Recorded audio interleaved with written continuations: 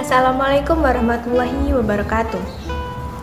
Perkenalkan, kami dari kelompok 2 beranggotakan Husnul Khatimah, Lailatul Hasanah, Wiwi Hanifatus Salihah, Ismanul Hasanah, Ayu Nuryani, dan Novi Cahyanti. Di sini kami akan menjelaskan mengenai konsep pembelajaran, komponen dasar pembelajaran, dan teori-teori belajar. Saya akan menjelaskan mengenai konsep pembelajaran. Yang pertama, belajar dan hakikatnya. Menurut KBBI, belajar adalah berusaha memperoleh kepandaian atau ilmu, berlatih, berubah tingkah laku atau tanggapan yang disebabkan oleh pengalaman pendidikan yang dilakukan secara menyeluruh hingga siswa berhasil. Adapun menurut Morgan dalam Alim Purwanto, belajar adalah setiap perubahan yang relatif menetap dalam tingkah laku yang terjadi sebagai suatu hasil dari latihan atau pengalaman. Belajar adalah proses pengembangan diri yang melibatkan manusia, fasilitas, dan lingkungan, bertujuan untuk mendapatkan perubahan yang permanen. Belajar juga dapat berupa pengalaman yang telah dialami, kemudian menelaah kembali pengalaman tersebut. Dengan demikian, apapun yang dapat memberi perubahan secara konsisten melalui aktivitas dan pengalaman, itulah dinamakan dengan belajar. Yang kedua, mengajar. Mengajar adalah proses memberikan informasi dan juga melatih keterampilan. Mengajar bukan hanya semata-mata dimaksudkan untuk menyampaikan ilmu saja, tetapi juga dimaksudkan untuk menyampaikan nilai-nilai yang bersifat edukatif, ada komunikasi antara peserta didik dan pendidik. Yang ketiga, pembelajaran dan hakikatnya. Pembelajaran merupakan perpaduan yang harmonis antara kegiatan mengajar yang dilakukan guru dan kegiatan belajar yang dilakukan siswa, di mana terjadinya keseimbangan antara guru yang melakukan proses mengajar dan siswa yang melakukan proses belajar. Dengan demikian, pembelajaran adalah serangkaian kegiatan yang dirancang dan dilakukan untuk kualitas belajar siswa. Selanjutnya adalah landasan konsep pembelajaran. Konsep pembelajaran memiliki beberapa landasan, diantaranya yang pertama, landasan filsafat. Proses belajar merupakan suatu upaya untuk membentuk kepribadian seseorang dan digunakan untuk mencari dan membuktikan suatu kebenaran. Filsafat merupakan hasil pemikiran manusia. Oleh karena itu, jika manusia berkeinginan untuk belajar, maka pemikirannya tentang belajar akan terus berkembang seiring dengan berkembangnya zaman. Yang kedua adalah landasan psikologi. Perubahan perilaku seseorang akan berubah karena proses belajar. Perubahan inilah yang dikaitkan dengan ilmu psikologi. Psikologi sebagai ilmu kejiwaan digunakan dalam proses pembelajaran untuk mengetahui karakter masing-masing peserta didik agar pembelajaran dapat berlangsung sesuai dengan minat dan bakatnya. Yang ketiga adalah landasan sosiologi. Dalam landasan ini diuraikan bahwa manusia adalah makhluk sosial. Dengan belajar, maka seseorang akan mempelajari tentang bagaimana cara interaksi dengan orang lain. Apabila belajar tidak diiringi dengan prinsip manusia sebagai makhluk sosial, maka belajar hanya digunakan sebagai ajang menguasai dan ajang membinasakan. Yang terakhir adalah landasan komunikasi. Landasan ini diwujudkan dalam bentuk pendekatan, metode, maupun strategi pembelajaran yang dapat menimbulkan komunikasi antara pendidik dan peserta didik, baik komunikasi langsung maupun tidak langsung. Selanjutnya adalah unsur-unsur konsep pembelajaran. Konsep pembelajaran terdiri dari beberapa unsur, diantaranya yang pertama, unsur persiapan atau preparation. Tahap ini merupakan tahap awal pembelajaran guna mengetahui minat yang dimiliki masing-masing peserta didik agar memudahkan proses keberlangsungan pembelajaran selanjutnya. Yang kedua adalah penyampaian atau presentation. Tahap ini merupakan tahap di mana peserta didik akan dipertemukan dengan materi pembelajaran yang akan dipelajari. Tahap ini bertujuan untuk membantu peserta didik menemukan sesuatu yang baru secara menarik dan menyenangkan. Yang ketiga adalah pelatihan atau praktis. Pada tahap ini, pendidik akan memberikan tugas latihan kepada peserta didik guna mengetahui tingkat pemahaman materi yang telah diberikan. Yang terakhir adalah penampilan hasil atau performance. Tahap ini merupakan tahap akhir dari pembelajaran. Pada tahap ini, pendidik akan memberikan nilai kepada peserta didik sebagai hasil dari proses yang telah dilalui. Penilaian ini didasarkan pada potensi dan kemampuan masing-masing peserta didik. Selanjutnya adalah prinsip-prinsip konsep pembelajaran. Konsep pembelajaran terdiri dari beberapa prinsip, diantaranya yang pertama, perhatian dan motivasi, yang kedua, keaktifan, yang ketiga, keterlibatan langsung dengan pengalaman, yang keempat, pengulangan, yang kelima, tantangan, yang keenam, balikan, dan yang terakhir, penguatan. Oke, di sini saya akan membahas mengenai konsep dasar pembelajaran. Konsep dasar pembelajaran memiliki beberapa poin yang penting, yang dimana kita harus mengetahuinya. Poin yang pertama yaitu mengenai tujuan pembelajaran. Tujuan pembelajaran adalah hasil yang dicapai setelah melakukan serangkaian kegiatan belajar yang meliputi pengetahuan, keterampilan, dan sikap yang baru. Nah, di sini terdapat beberapa alasan mengenai perumusan tujuan pembelajaran. Yang pertama yaitu perumusan tujuan pembelajaran dilakukan untuk mengevaluasi keefektifan proses pembelajaran. Yang kedua, tujuan pembelajaran dapat dijadikan pedoman dan paduan kegiatan siswa. Yang ketiga, tujuan pembelajaran dapat membantu guru untuk mendesain sistem pembelajaran.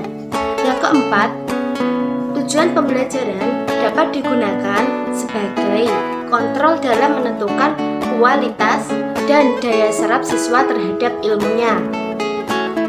Poin yang kedua yaitu mengenai materi pembelajaran.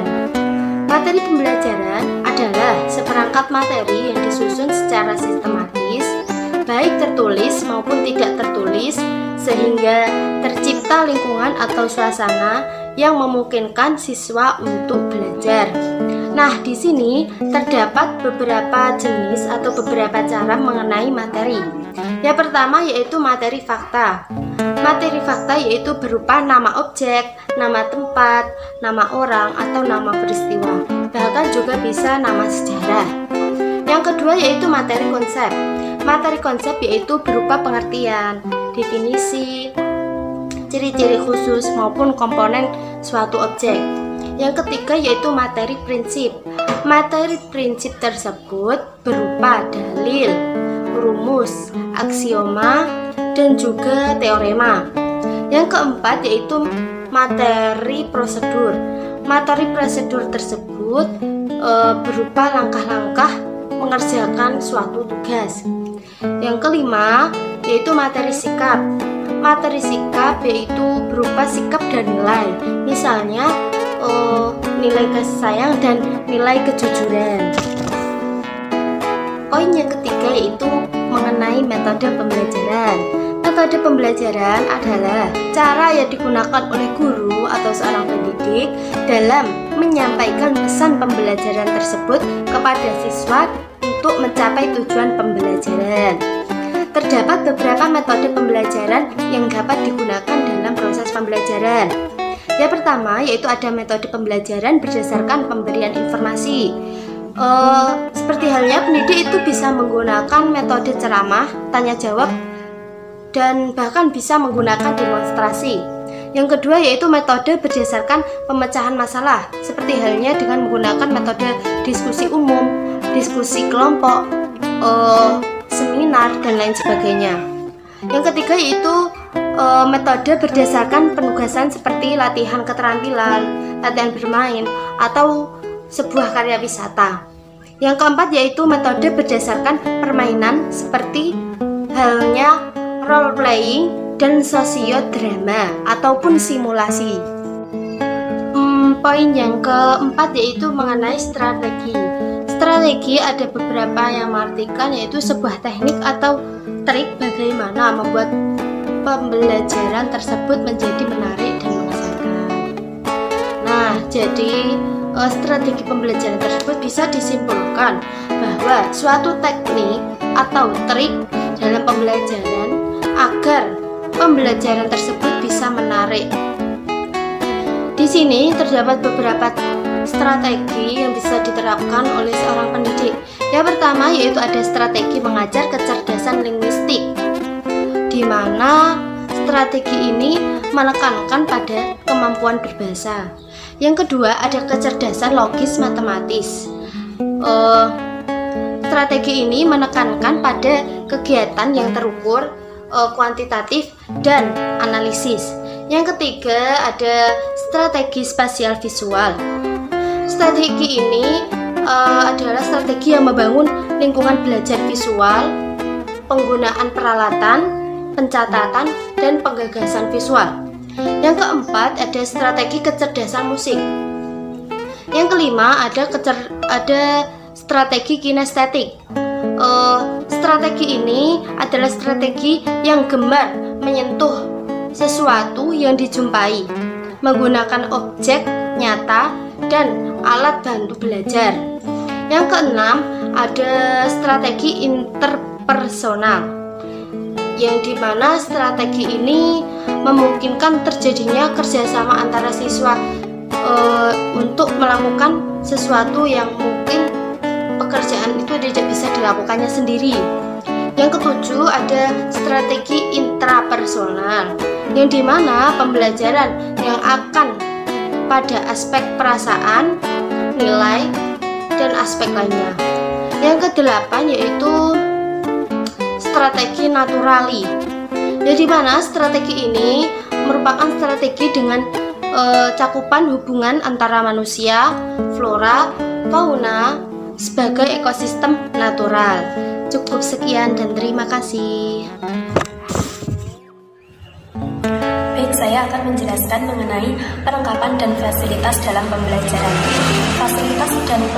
Fasilitas dan perlengkapan dalam pembelajaran yaitu adalah segala sesuatu yang bersifat fisik maupun material yang dapat mempermudah dalam proses pembelajaran. Kemudian alat pembelajaran dapat berupa benda yang sesungguhnya maupun imitasi, grafik, gambar, agar, dan lain sebagainya, termasuk juga media elektronik.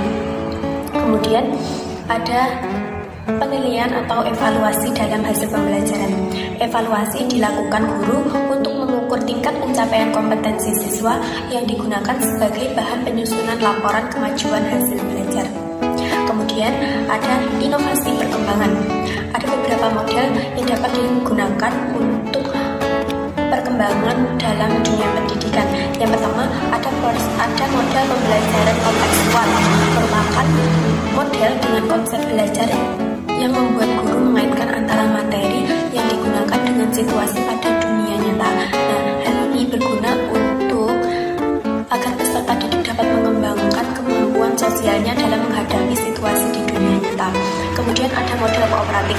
Model ini dengan cara serangkaian kegiatan belajar yang dilakukan oleh peserta didik dalam kelompok-kelompok yang saling bekerja sama guna mencapai suatu tujuan pembelajaran. Kemudian ada PAIKEM.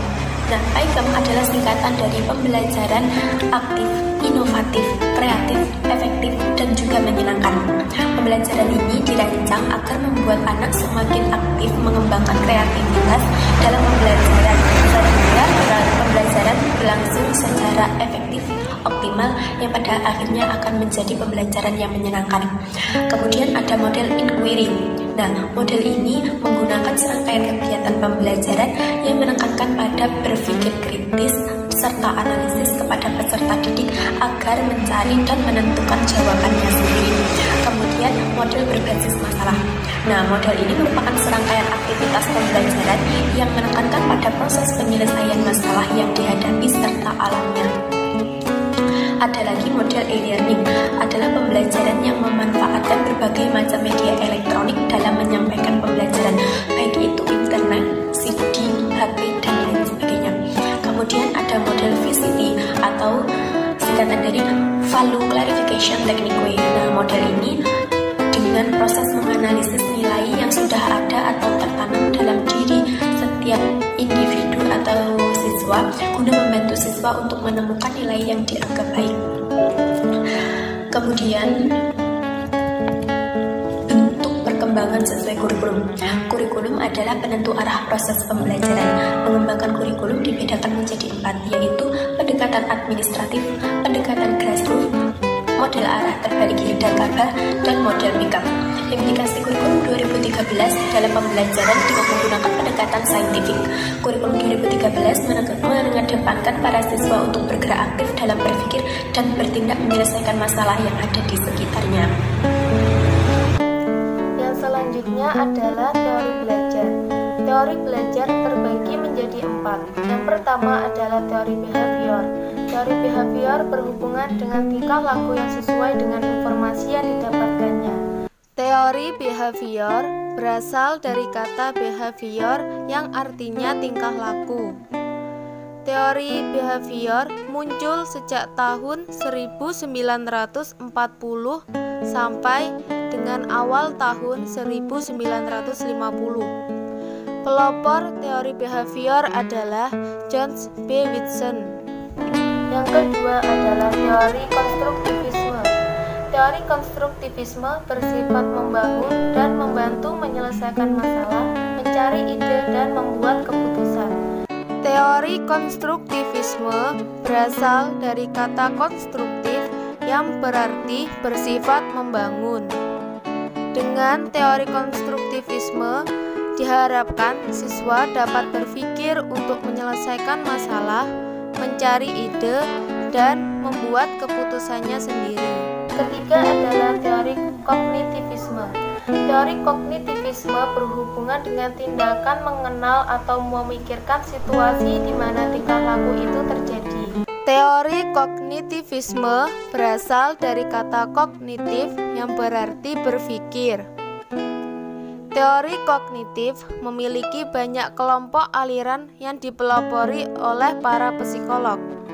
Di antaranya yaitu teori belajar Gestalt, teori belajar kognitif field, dan teori belajar kognitif developmental.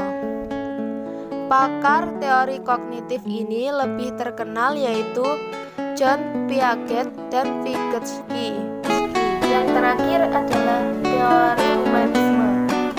Teori humanisme adalah teori yang mengedepankan bagaimana memanusiakan manusia. Teori humanisme berasal dari kata bahasa Inggris human yang berarti manusia. Tokoh-tokoh teori belajar humanistik antara lain Abraham Maslow, Arthur Combe, dan Carl Ransom Roger. Yang selanjutnya yaitu teori belajar lanjutan. Yang pertama, teori psikologi sosial. Teori psikologi sosial yaitu teori yang memandang tentang interaksi sosial antar individu, bukan tentang dirinya sendiri. Yang kedua, teori belajar Gagne. Teori belajar Gagne yaitu teori perpaduan antara behaviorisme dan kognitivisme, yang artinya berhubungan dengan tingkah laku atau tindakan. Yang ketiga, teori Fitra, yaitu teori yang memandang manusia membawa potensi yang baik dari lahir yang dikembangkan melalui pendidikan. Yang terakhir, teori sibernetik, yaitu teori baru yang tertarik terhadap kinerja otak yang sesuai dengan perkembangan teknologi informasi. Sekian presentasi dari kelompok kami, semoga bermanfaat untuk kita semua. Wassalamualaikum warahmatullahi wabarakatuh.